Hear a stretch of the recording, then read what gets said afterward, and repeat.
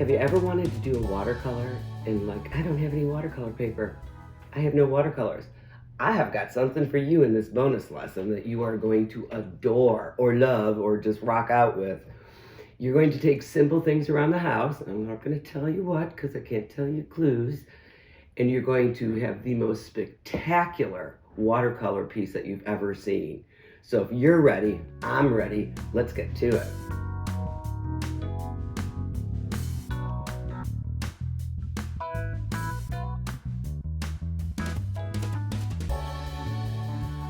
Okay, as promised, we're going to be making our own watercolor paper, our own designs. We are going to use Frank Kupka's ideas with his circles, which are beautiful. And who wants to make these? I do.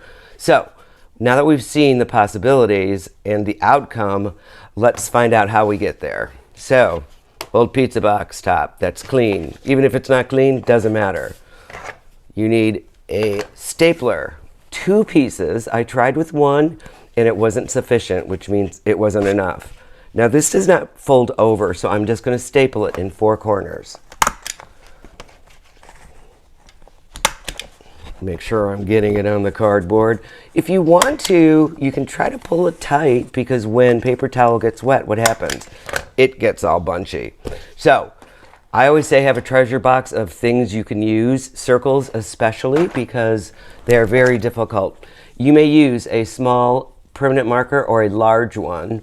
Let's use a large one. I'm going to put my giant circles on first. All right.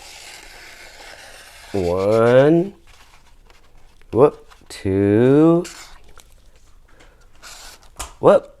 go slowly.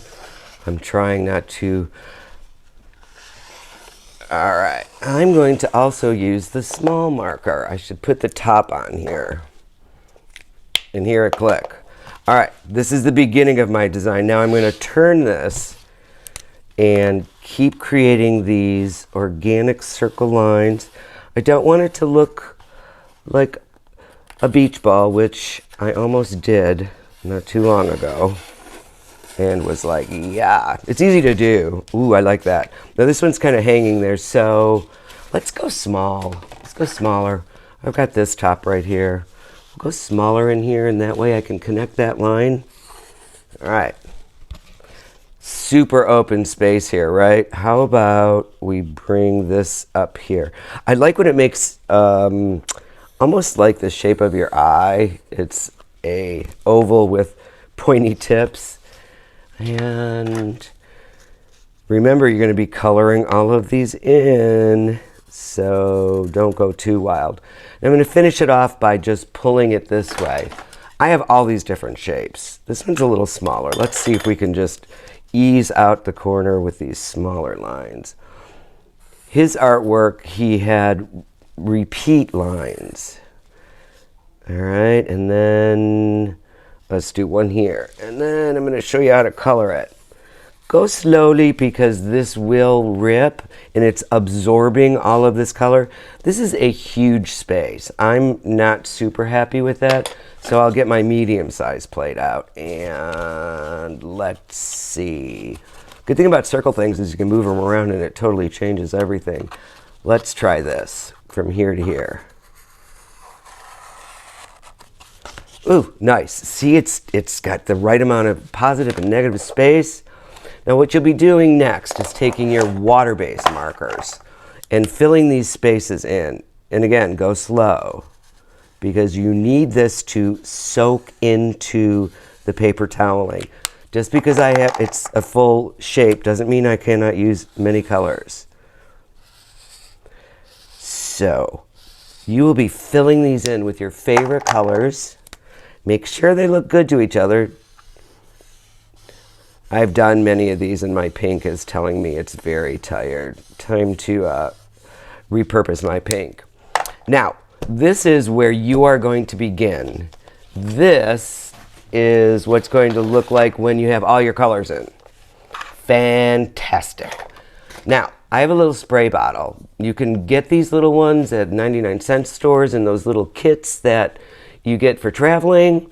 You can find an empty one and clean it out. Ask permission first. And here we go. You ready? This is the best. You have a little more control with this. There's other ways that I'll give you a hint of what you can do. Now, it was getting tired as well. It must be my pinks friend. And you'll see some of it's dripping off my finger, which is fine. I'm gonna switch hands. Now this is the time when you've saturated it that you kind of wait. You're gonna see it all start to move. If it doesn't move super, super quickly, you can add more water. I've done this with also a black ballpoint pen if you don't have a permanent marker. And I also tried it with, all right, there we go. Now, this is a hard part because you have to be a little patient. If you don't have a spray bottle, you can take your toothbrush, get it wet, and fling it.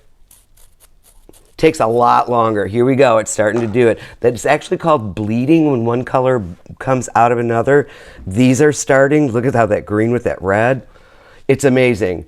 Here is an example of using a black ballpoint pen if you have it. I will give you one warning, go very slow because the tip of those are really sharp and they'll try to rip up the paper. This is a pencil. It's beautiful. And you could actually, once it's dried, go over it with black if you choose. But when you watch and wait, it moves, it changes, and you have something that blends into a beautiful piece of artwork. So get the stuff you have around the house and just go get artistic on yourself. All right, thank you. I had a blast.